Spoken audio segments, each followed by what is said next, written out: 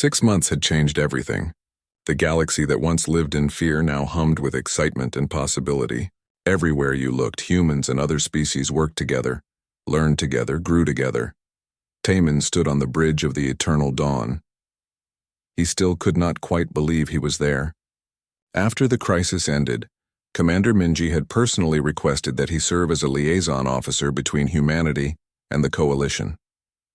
She had said his curiosity and open mind made him perfect for the role. He had accepted immediately. Now he walked the corridors of a human ship, learning their ways, teaching them about Coalition culture. It was hard work, but it was good work. Every day brought new wonders. Dr. Hanul, the human science officer, was showing him the medical bay. "This is our cellular regeneration chamber," she explained. She was young, enthusiastic, and patient with his endless questions. "We can heal almost any injury or disease. We have also learned to slow the aging process significantly." "How significantly?" Taman asked. "A species that normally lives 200 years can live for 1,000 with our treatment," Hanul said. "Maybe more. We are still learning." Taman felt his breath catch. "You are sharing this with us? This technology?" "Of course," Hanul smiled. "That was the agreement. We share everything. No secrets, no hidden advantages, true partnership." And they were keeping that promise. Human engineers worked on Coalition worlds, helping rebuild old infrastructure with quantum technology. Human doctors established medical centers that offered free treatment to anyone who needed it. Human teachers shared their knowledge in schools and universities across the galaxy. In return, Coalition species taught humans about the galaxy's history, its cultures, its art, and music and literature. Humans learned that they were not the only species with interesting stories.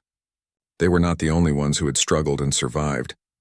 The galaxy was full of wisdom that even they did not possess. Chancellor Bora attended the formal treaty signing ceremony. It was held on the Coalition capital world, in a grand hall that had hosted countless important events. But nothing as important as this. Counselor Yunji represented humanity. She was the first human to hold a permanent seat on the Galactic Coalition Council. She was wise, diplomatic, and carried herself with quiet authority. "This treaty marks a new beginning," Bora said to the assembled representatives, "not just for humanity and the Coalition, but for all civilized species. Today we prove that fear can be overcome, that differences can be bridges instead of walls, that the galaxy is stronger together than apart." Yunji stepped forward to sign the treaty. As she did, she spoke words that would be remembered for centuries. "My people were lost once. We were scattered, alone, hiding in the dark. You could have left us there. Instead, you gave us a chance. You listened when you could have attacked. You learned when you could have feared. For that, we will be forever grateful. We promise to honor this trust. We will use our strength to protect, not to conquer. We will use our knowledge to teach, not to dominate. We will be the partners you deserve. And together we will face whatever comes." The hall erupted in applause. The treaty was signed. Humanity was officially part of the Galactic Coalition. But even in this moment of celebration, darker news was spreading. Jiwon received the report first. She was now an admiral herself, promoted after the old admiral's resignation. She read the intelligence briefing 3 times, hoping she had misunderstood. She had not. She called an emergency meeting with Fleet Admiral Seo-jun. They met on his flagship, the massive vessel that had first appeared months ago. "You were right," Jiwon said without preamble. "There are threats in the dark beyond the galaxy. Our long-range sensors have detected them. Ships, thousands of ships, coming from deep space. They will arrive in less than a year." Seo-jun nodded slowly. He did not look surprised. "We have been tracking them for decades. They are called the Void Fleet. We do not know what species created them or what they want. We only know they destroy everything in their path." "Can we stop them?" Jiwon asked. "Together? Yes, alone? Neither of us could survive. That is why we came back when we did. That is why we needed allies. We knew this was coming." Jiwon felt cold. "You have been preparing for this." "For 500 years, Seo-jun confirmed. "That is why we developed our technology. That is why we watched the galaxy so carefully. We needed to understand what we were protecting. We needed to know if you were worth saving." "And are we?" Jiwon asked quietly. Seo-jun smiled. "Yes, you are complicated, diverse, creative, and stubborn. You argue with each other constantly. You make mistakes. But you also grow, learn, and change. You are worth fighting for. The news of the incoming threat spread quickly. Instead of causing panic, it caused something else. Unity. The galaxy had a common enemy now, a reason to work together, a purpose beyond individual survival. Coalition engineers worked alongside human designers to build new defensive platforms. Every inhabited system received protection. Every world got shields. Every species contributed what they could. General Kyung-soo led the effort to train coalition forces in human combat techniques. He was patient but demanding. "Your old tactics will not work against this enemy," he explained to the assembled officers. "They do not negotiate. They do not retreat. They simply attack until nothing is left. We must be ready to meet them with absolute force." Sun-hee was among the pilots being trained. She practiced in simulations against human AI opponents. She lost every time at first, but slowly, gradually, she began to understand their methods. She began to think like they thought, fight like they fought. "You are improving," General Kyung-soo told her after one session. "You have good instincts. Keep training. We will need pilots like you." Months passed. The combined fleet grew larger and stronger every day. Human technology merged with coalition numbers created something neither could have achieved alone. They were ready. And then one day a different project was announced.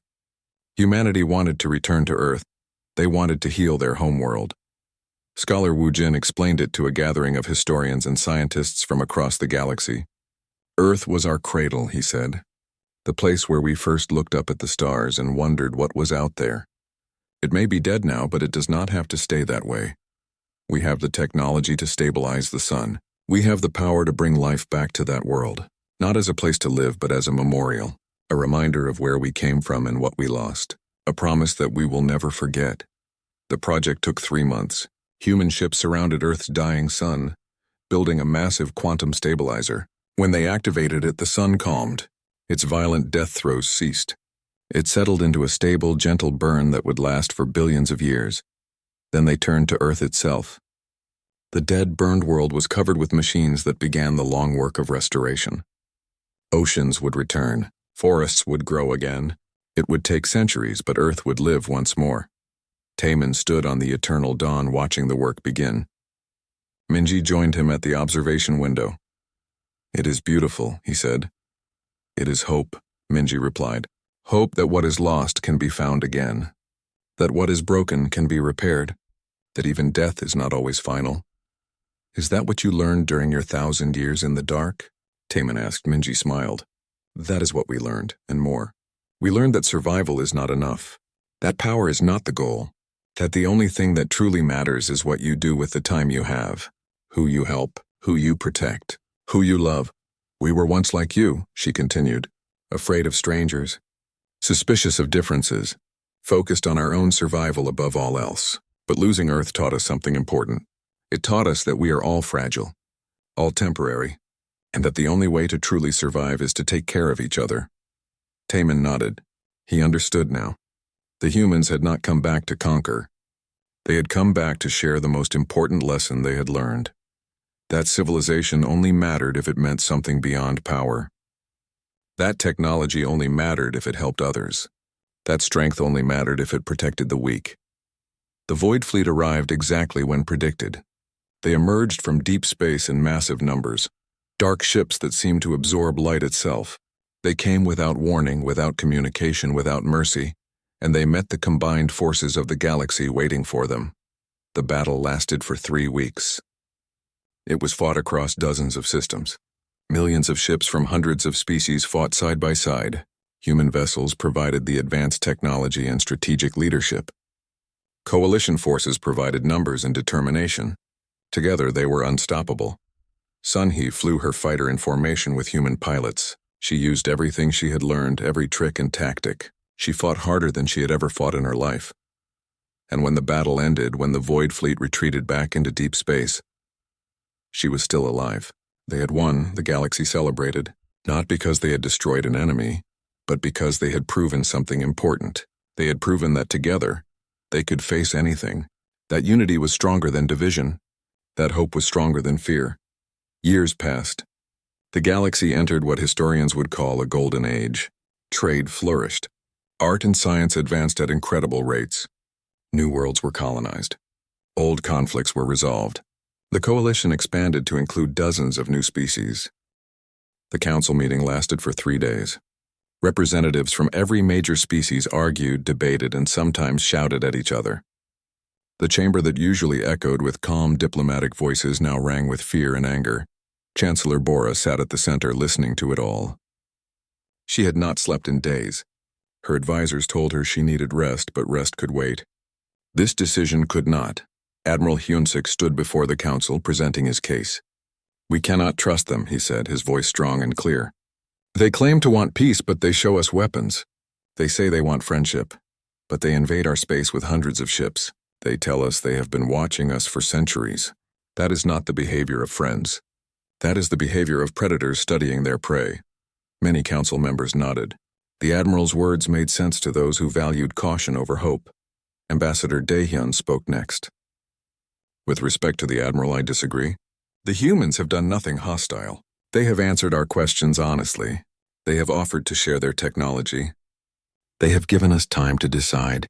If they wanted to conquer us, they would have done it already. They clearly have the power."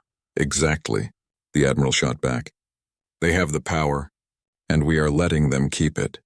Every day we wait, they grow stronger. Every day we hesitate, they learn more about us. We must act now while we still have a chance." "A chance to do what?" Daehyun asked. "Attack them? You yourself said their technology is far beyond ours. How can we win a fight we are not prepared for?" The admiral leaned forward. "We do not need to win. We need to hurt them enough that they leave. We need to show them that conquering the galaxy will cost them dearly. We need to make them afraid." Chancellor Bora raised her hand for silence. "The council will vote," she announced. "War or peace? Those in favor of Admiral Hyunsik's proposal to attack human forces indicate now." Lights appeared across the chamber. Bora counted them. Her heart sank. More than half the council had voted for war. Fear had won over hope. "The vote is decided," she said quietly. "We will engage human forces. May the stars have mercy on us all." Admiral Hyunsik wasted no time. Within hours, he had assembled a strike force of 80 warships. They were the newest vessels in the fleet, equipped with the most powerful weapons the coalition had ever built. It was not enough to win a full war against humanity, but it might be enough to send a message. The target was a small human outpost in a remote system. Intelligence reports said it was lightly defended, probably a research station. The admiral believed that destroying it would show humanity that the coalition could fight back. Among the strike force was pilot Sun-hee. She was one of the best fighter pilots in the coalition fleet. She had flown in 3 major conflicts and never lost a battle. She was brave, skilled, and loyal. She was also terrified. As her fighter launched from the carrier, Sun-hee checked her weapon systems one more time. Everything was ready. Her missiles were armed. Her energy cannon was charged. Her ship was running perfectly, but she could not shake the feeling that none of it would matter. The fleet arrived at the target system. Sensors showed the human outpost immediately. It was small, just a single station floating in empty space. There were no defensive platforms visible, no weapons emplacements. "No patrol ships, this is too easy," Ji-won said quietly. She had argued against this attack, but the admiral had ordered her to come anyway. She commanded one of the assault ships. "Easy is good," Admiral Hyunsik replied. "All ships prepare to fire. Target the station. We strike in 30 seconds. Sun-hee lined up her targeting systems. Her finger hovered over the trigger. Something felt wrong. The station was just sitting there, not even trying to run. 20 seconds, the admiral counted down. Sun-hee's sensors suddenly went wild. New contacts were appearing all around them. Hundreds of them. No, thousands. Small objects, each no bigger than her fighter, materializing out of empty space. "What are those?" Someone shouted over the communication channel. "Defensive satellites," Ji-won said, her voice tight. "They were hidden, invisible. We flew right into the middle of them. All ships, evasive maneuvers." The admiral ordered. "Fire at will." Sun-hee pulled her trigger. Her energy cannon fired. The beam shot toward the nearest satellite and then simply stopped in midair. It froze there, hanging in space like it had been trapped in ice. "What?" Sun-hee whispered. "That is impossible." All around the fleet, the same thing was happening. Coalition weapons fired and stopped. Missiles froze in place. Energy beams halted. Projectiles hung motionless. Nothing worked. Then Sun Hee's ship stopped responding. Her engines shut down. Her weapons went offline. Her communications died. She tried to restart her systems, but nothing happened. It was as if her ship had simply turned off. Through her window, she could see the same thing happening to every other coalition vessel. The entire fleet was frozen in space, powerless and helpless. A voice came through her emergency channel. It was the only system still working. The voice was calm and sad. It was Seojin. "We are sorry," he said. "We hoped it would not come to this. We have disabled your fleet. Your ships are not damaged. Your crews are safe, but you cannot move. You cannot fight. You cannot hurt anyone." Admiral Hyunsik's voice crackled over the channel. "This is an act of war. You have attacked coalition forces." "No," Seojin replied. "You attacked us. We have only defended ourselves. And we have done so without killing anyone. Your entire fleet still lives. Can you say the same about your intentions toward us?" The Admiral had no answer. "We will release your ships in 1 hour," Seojin continued. "That will give you time to think, to understand what could have happened here today. We could have destroyed you all in seconds. We chose not to. We will always choose not to. But if you attack us again, we will defend ourselves again, and next time we may not be able to protect all of you. Please do not make us fight. We want to be your friends." Sun Hee sat in her dead fighter staring out at the stars. She had been in combat many times. She had faced death before. But this was different. This was not a fight. This was not even a battle. This was a parent stopping a child from doing something dangerous. Humanity had not just defeated them. Humanity had made them irrelevant. 1 hour later, exactly as promised, Sun Hee's systems came back online. All around her, coalition ships powered up again. They were completely undamaged. The humans had kept their word. The fleet limped back to coalition space in shame and silence. When they arrived, they found that Seojun had broadcast a message to the entire galaxy. The message showed what had happened. It showed the coalition fleet attacking. It showed the human defenses activating. It showed the coalition ships being disabled without harm. And then Seojin spoke directly to every species, every government, every citizen. "We understand your fear," he said. "We were once a young species too. We were once the ones looking up at more powerful civilizations and feeling afraid. We remember what that feels like. But fear does not have to lead to violence. Fear can also lead to understanding. Yes, we are powerful. Yes, we could conquer you if we wished. But we do not wish to. We have learned that power means nothing without purpose. And our purpose is not domination. Our purpose is cooperation. We possess weapons that could destroy worlds. We have technology that could erase civilizations. But we will never use these things for conquest. We keep them only for defense. We show them to you not as threats but as promises. Promises that we can protect this galaxy from dangers you do not yet know exist. We ask again, will you be our partners? Will you work with us to build something greater than any one species could build alone? Or will you choose fear and force us to remain separate? The choice is still yours. It will always be yours. We will wait. The message ended. The galaxy fell silent. In her private quarters, Sun Hee watched the message 3 times. Each time she came to the same conclusion. The humans were telling the truth. They could have killed her and everyone she knew. They chose not to. That meant something. Taemin found Ji-won in the observation deck. She was staring out at space, looking tired and old. "We were wrong," he said quietly. "The Admiral was wrong," Ji-won corrected, "but we followed his orders. That makes us responsible too." "What happens now?" Taemin asked. Ji-won smiled slightly. "Now we apologize. Now we learn. Now we accept that the galaxy has changed forever, and maybe that is a good thing." Admiral Hyunsik resigned the next day. He could not accept what had happened. He could not live with the shame of his failed attack. Chancellor Bora accepted his resignation without comment. Then she did something that shocked everyone. She sent a personal message to Seojun. "You have shown us mercy when we deserved punishment. You have shown us patience when we gave you hostility. On behalf of the Galactic Coalition, I apologize. We were wrong. We let fear control us. We would like to try again. If you are still willing, we would like to talk about partnership." Seojun's reply came within minutes. "We are willing. We have always been willing. Let us begin." The crisis was over. The war that could have destroyed the galaxy had been prevented. Now came the hard part. learning to trust each other. But for the first time in months, there was hope. The humans had proven they meant what they said. They had power, but they chose peace. Maybe, just maybe, this could work. 2 months had passed since Minji left the Coalition flagship. The galaxy had not calmed down. If anything, things had gotten worse. Fear was spreading. Governments were splitting into factions. Some wanted to welcome humanity back. Others wanted to fight. Most were simply terrified. Chancellor Bora sat in her office on the Coalition capital world, reading reports that made her stomach hurt. She was old, nearly 200 years by her species count. She had led the Galactic Coalition Council for 30 years. She had seen wars, plagues, economic collapses. But this was different. This was fear of something unknown and possibly unstoppable.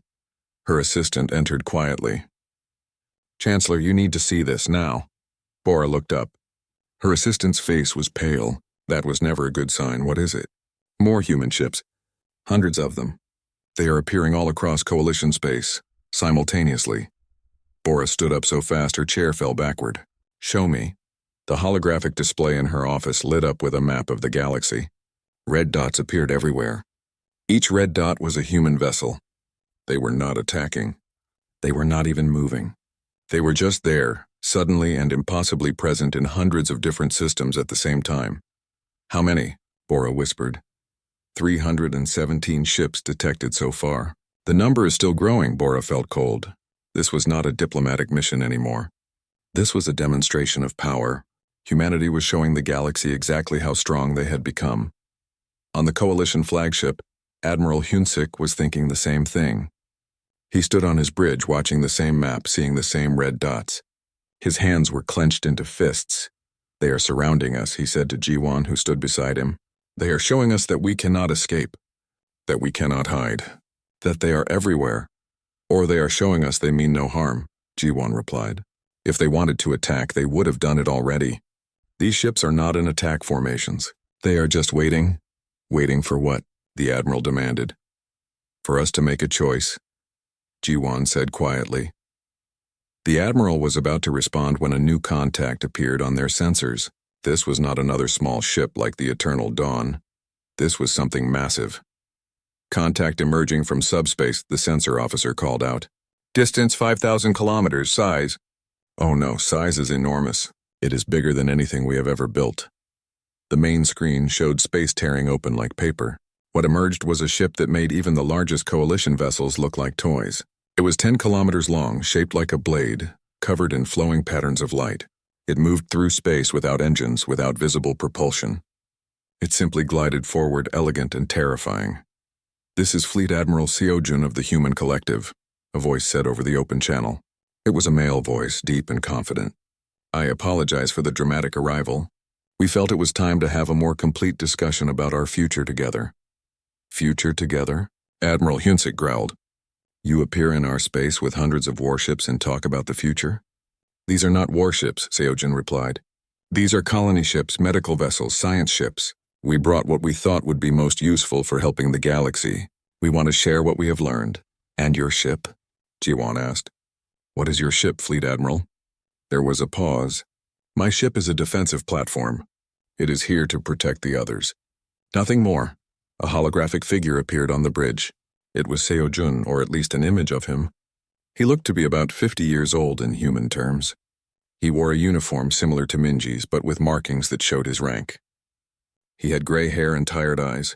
He looked like someone who had seen many wars and wanted no more.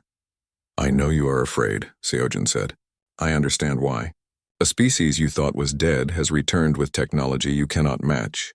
That is frightening. If I were in your place, I would be afraid too." "Then why are you doing this?" Admiral Hunsik demanded. "Why show us how powerful you are? Why not approach slowly, carefully?" "Because lying would be worse," Seojun said simply. "We could have pretended to be weaker than we are. We could have hidden our capabilities. But that would be dishonest. And dishonesty breeds suspicion. We want trust, not fear. So we show you the truth. Yes, we are powerful, but we do not want to use that power against you." Another hologram appeared. This was a woman, younger than Seojun, with silver hair and eyes that seemed to glow faintly. She moved with the same unnatural grace that Minji had shown. I am Youngmi, she said. I am an envoy of the human collective. I would like to share something with you. With your permission, I will access your historical databases. No, Admiral Hyunsik said immediately. You will not access our systems. I already have, Youngmi said apologetically. I am sorry. I do not mean to be rude, but I needed to check something. Alarms blared across the ship. Security officers rushed to their stations. The computer systems showed unauthorized access on hundreds of files. How did you do that? The security officer shouted. Our systems are protected by the best encryption in the galaxy.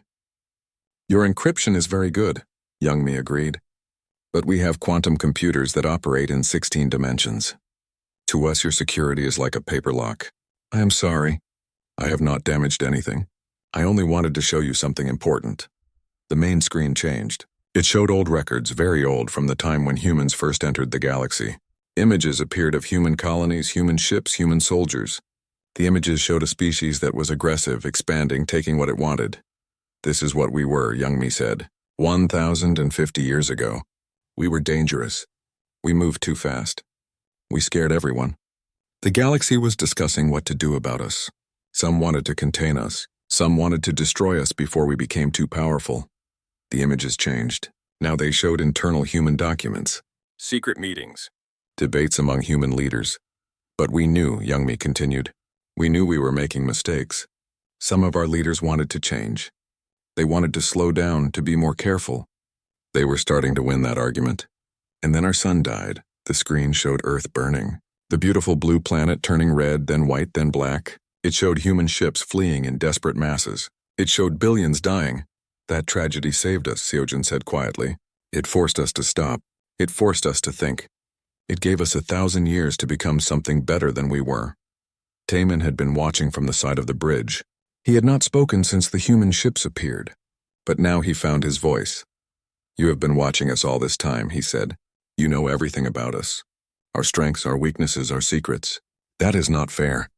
That is not equal, Seojin nodded. You are right. It is not fair. We have an advantage, and we are willing to give it up. What do you mean? Jiwon asked. We will share our knowledge, Youngmi said. All of it. Our technology, our science, our methods. We will teach you everything we know. We will help you advance as we have advanced. We will make it equal. Why? Admiral Hyunsik asked. He sounded suspicious, angry. Why would you give away your advantages? That makes no strategic sense. Because we want partners, not subjects, Seojin said. Because a galaxy where everyone is strong is safer than a galaxy where one species dominates. Because we learned the hard way that power without friendship leads to loneliness and fear. And because, Youngmi added, there are threats out in the dark beyond the galaxy. Threats that even we cannot face alone. We need allies. We need friends. We need equals. What threats?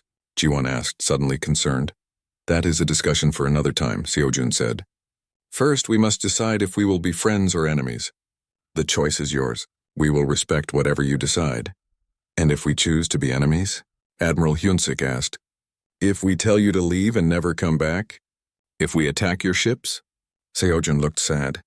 Then we will defend ourselves. We will not attack you, but we will not let you destroy us either. Your weapons cannot harm our ships. Your fleets cannot defeat us. We do not say this to threaten you. We say it so you understand the reality. Fighting us would be suicide. We do not want that. We hope you do not want that either. The bridge was silent. Everyone knew Seojin was telling the truth. They had all seen what even one small human ship could do. We will give you time to decide, Youngmi said. Our ships will remain where they are. We will not move, we will not interfere. Talk among yourselves. Talk with your leaders. Talk with your people. When you are ready, call for us. We will be waiting. The holograms disappeared. The human ships remained visible on sensors, but they sent no more transmissions. They simply waited, patient and still. Admiral Hyunsik turned to his officers. Get me the council. Get me every military commander in the fleet. We need to make a decision now. Taemin looked at Jiwon. What do you think we should do? Jiwon was quiet for a long time. Finally, she said, I think we should trust them. Not because I am not afraid. I am terrified. But because everything they have done so far has been honest. They could have lied. They could have tricked us. They could have attacked. They chose not to. That means something. The Admiral will want to fight, Taman said. I know, G1 replied. And if he does, we will all die. Him, us, everyone. The humans will not attack first. But if we attack them, they will defend themselves. And we cannot win that fight. 3 weeks had passed since the message. The galaxy was in chaos. Every government was meeting in emergency sessions. Every military was preparing for something, though no one knew exactly what. Fear moved through civilized space like poison through water.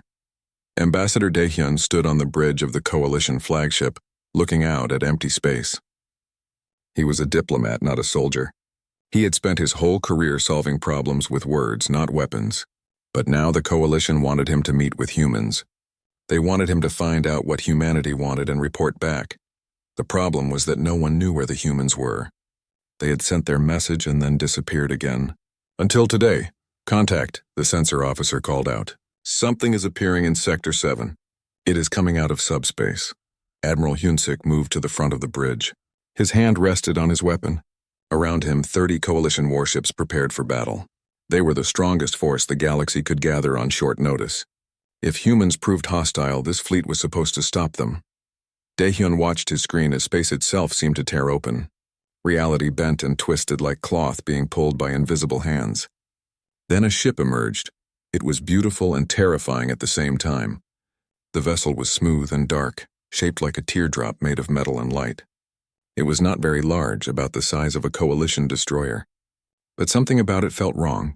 It felt more real than the space around it, as if the ship existed more strongly than anything else.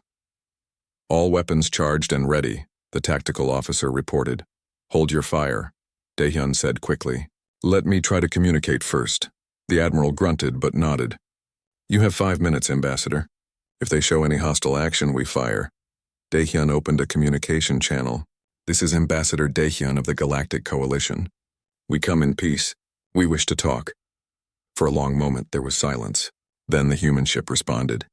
The voice that came through was female, calm and spoke perfect Coalition standard language. Ambassador Daehyun, we are pleased to meet you. I am Commander Minji of the human vessel Eternal Dawn. We also come in peace. We wish to return to the galactic community. The bridge erupted in whispers. The humans spoke their language perfectly, without any accent or hesitation. She sounded like she had been speaking it her whole life. How do you know our language? Daehyun asked. Humans have been gone for 1,000 years. Our language has changed much since then. We have been listening, Minji replied simply. We have monitored all Coalition communications for many centuries. We speak all of your major languages. We have studied your cultures, your histories, your art. We know you well. The Admiral's face went dark red. You have been spying on us? For centuries? Not spying, Minji said. Her voice remained calm. Learning. Understanding. We wanted to know what had become of the galaxy while we were away. We wanted to know if we would be welcome when we returned. Commander Minji, Daehyun said carefully. We believed your species was extinct. The solar event that destroyed Earth killed billions of humans. How did you survive? We saw the warning signs, Minji explained. Our scientists knew the sun was becoming unstable years before it happened. We launched a massive evacuation. Millions of humans fled to deep space colonies, far beyond the range of your sensors at that time. We went to places where no one would look for us. And there, in the dark between the stars, we built a new civilization. 1,000 years is a long time, Daehyun said. What have you been doing all this time? Growing, learning, evolving. There was a pause. Would you like to see? Before anyone could answer, the human ship began to glow. Soft blue light spread across its surface. The light grew brighter and brighter until everyone on the Coalition bridge had to look away. When the light faded, the human ship was gone. In its place floated 3 perfect spheres of water, each one the size of a building. The water should have frozen or boiled away in space, but it did not. It hung there, defying physics. Inside each sphere swam fish, real fish, alive and moving. Matter synthesis, Minji's voice said. The ship had not disappeared.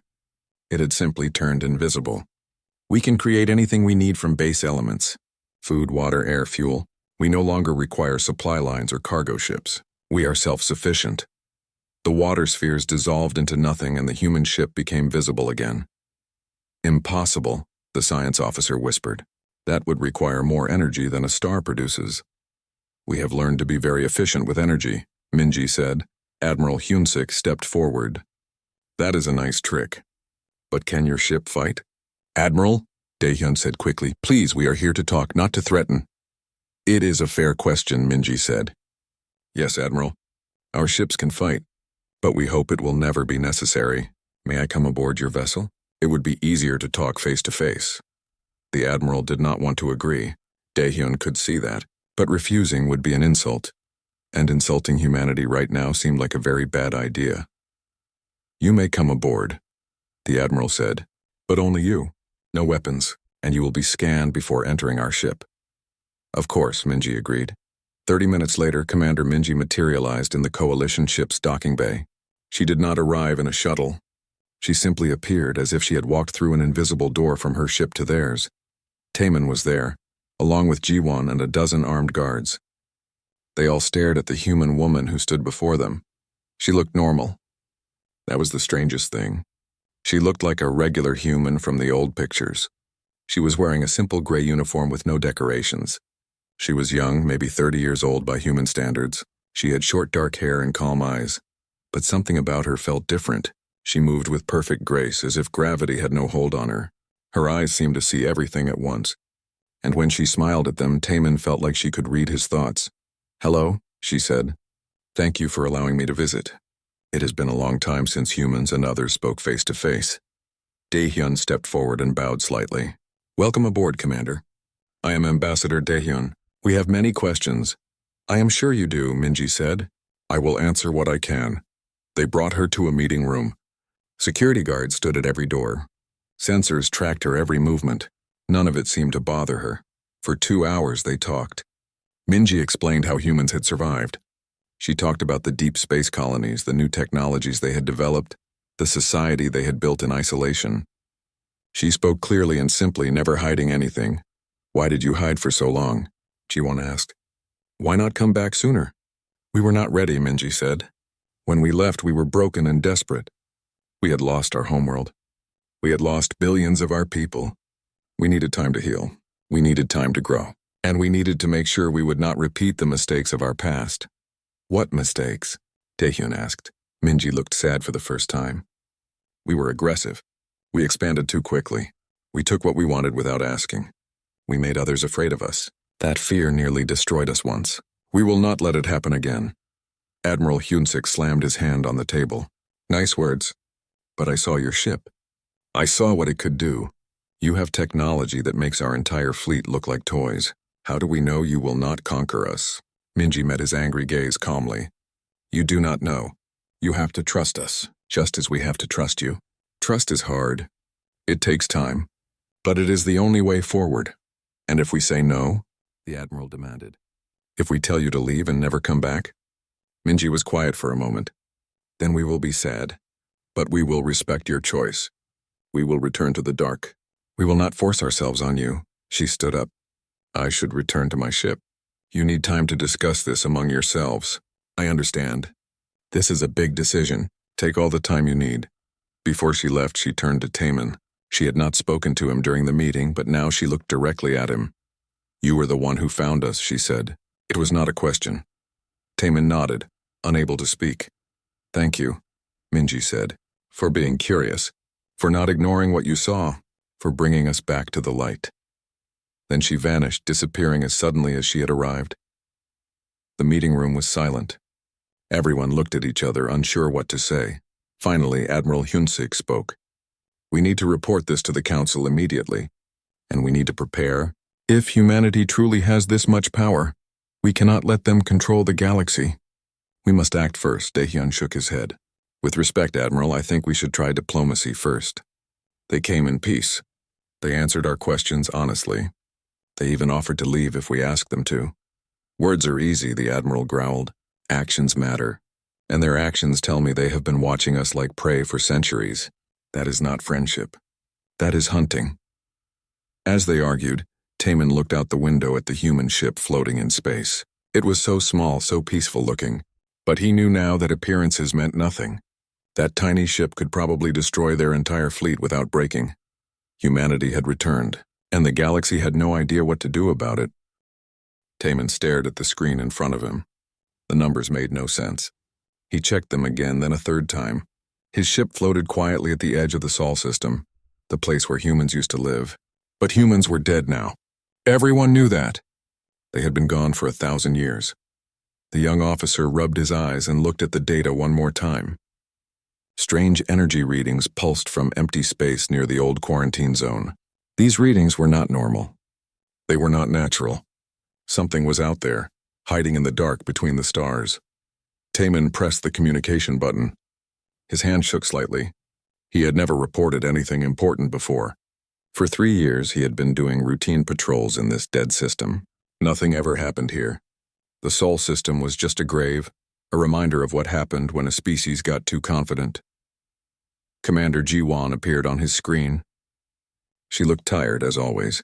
She had been in space for 30 years, watching over the systems near human territory. Her face was hard, marked by too many long nights and difficult decisions. "What is it, Taman?" she asked. Her voice was rough but not unkind. "Commander, I am seeing something strange," Taman said. He sent the data to her station. "There are energy readings near the outer edge of the system. They are very strong. I have never seen anything like this before." Ji-Won studied the information. Her eyes narrowed. She was quiet for a long moment. Taman waited, his heart beating faster. Finally, she looked back at him. "These readings," she said slowly. "They look like quantum signatures. Very advanced quantum signatures. More advanced than anything we have. Could it be old human technology?" Taman asked. "Maybe something they left behind?" Ji-Won shook her head. "No. Human technology was good, but it was not this good. Not even close. This is something different. Something new." She ordered Taman to move his ship closer and investigate. He did not want to go. The empty space around the Sol system felt wrong somehow. It felt like something was watching him. But orders were orders. He turned his ship toward the strange readings. As Taman moved deeper into the dead zone, the readings grew stronger. His instruments began to pick up something massive hidden in subspace. It was not just one object. There were dozens of them, maybe hundreds. They were huge structures, each one larger than a space station. They sat quietly in a dimension just next to normal space, invisible to regular sensors. "Commander," Taman said, his voice tight with fear. "There is something here. Many things. They are hidden in subspace. I cannot see them clearly, but they are enormous." Ji-Won immediately contacted the main fleet. Within minutes, Admiral Hyunsik appeared on the command channel. He was a large man with sharp eyes and a harder face than Ji-Won. He had led the Galactic Coalition Defense Fleet for 15 years. He was good at his job because he trusted no one and feared everything. "What are you telling me?" the Admiral demanded. "There are structures in the Sol system? Hidden structures? That is impossible. We have monitored that system for centuries. There is nothing there but ruins and radiation." "The data does not lie, sir," Ji-Won replied calmly. She had dealt with the Admiral many times. "Whatever these things are, they are real, and they are using technology far beyond our current capabilities." The Admiral studied the data that Ji-Won sent him. His face grew darker. "This is a sensor malfunction," he said finally. "It must be. Nothing could hide from us for so long. Send a repair team to check Taman's ship. I will not report false alarms to the Council." Ji-Won wanted to argue, but she knew better. The Admiral had made his decision. She ended the call and looked at Taman's image on her screen. "Stay there and keep watching," she told him. "I believe you. Something is happening in that system. I do not know what it is, but it is real." Later that night, Ji-Won could not sleep. She sat in her quarters looking through old files about humanity. The Galactic Coalition kept detailed records of every species they encountered. The human files were thick with information, warnings, and fear. Humans had appeared in the galaxy suddenly, only 500 years before their extinction. They spread quickly, building colonies on dozens of worlds. They were creative, adaptable, and aggressive. They learned faster than any other species. They invented new technologies at an alarming rate. Other civilizations began to worry. The coalition had debated what to do about humanity. Some wanted to welcome them as equals. Others wanted to contain them before they became too powerful. Before anyone could decide, the human sun became unstable. A massive solar event destroyed Earth and most of the inner colonies. Humanity vanished almost overnight. The galaxy breathed a sigh of relief. Jiwan had been young when it happened. She remembered the news broadcasts, the images of the dying sun, the last desperate messages from human colonies. She remembered her parents saying it was probably for the best. Humans were dangerous. They moved too fast, wanted too much, pushed too hard. But what if they had not all died? What if some of them escaped? What if they had been hiding for 1,000 years, building and growing in secret? The thought made her cold. A species as creative and aggressive as humanity, given 1,000 years to advance without anyone watching them, could become something terrifying. 3 days later, Taemin was still monitoring the strange readings. They had not changed. The hidden structures remained still and silent in subspace. He had begun to think maybe the Admiral was right. Maybe his sensors were broken. Maybe he was seeing ghosts. Then everything changed. His communication system activated by itself. Taemin jumped in his seat, startled. A signal was coming through, powerful and clear. It was broadcasting on old frequencies, the kind that humanity used to use 1,000 years ago. The message was simple. It played in 12 different languages, including all the major tongues of the Galactic Coalition. But it began in an ancient human language, one that no one had spoken in centuries. The voice was calm, confident, and utterly human. To all civilizations of the galaxy, the message said, "This is the human collective. We have been away for a long time. We have been watching, learning, and growing. Now we are ready. We have returned." Taemin sat frozen in his chair. His hands gripped the armrest so hard they hurt. The message repeated 3 times, then stopped. Silence filled his ship again. Humanity was not extinct. They had never been extinct. They had been hiding, preparing, evolving.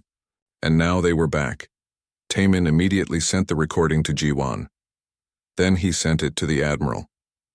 Then he sent it to Coalition headquarters. Within an hour, every military base, every government building, every news station in the galaxy had heard the message. Panic spread like fire. The species that everyone thought was dead had come back, and they had just announced their return with technology that could broadcast across the entire galaxy at once. Jiwan contacted Taemin immediately. Her face was pale. "Get out of there," she ordered. "Return to the main fleet immediately. We are going to full alert status." "What do you think will happen?" Taemin asked. Jiwan looked at him with sad, knowing eyes. "War," she said quietly. "The Coalition will panic. The Admiral will want to strike first before humanity becomes too strong. And if humanity has really been preparing for 1,000 years..." She did not finish the sentence. She did not need to. Taemin turned his ship away from the Sol system and began the long journey back to the fleet. As he left, he looked back at his sensors one last time. The hidden structures in subspace were still there, silent and waiting. Humanity had returned. The galaxy would never be the same again.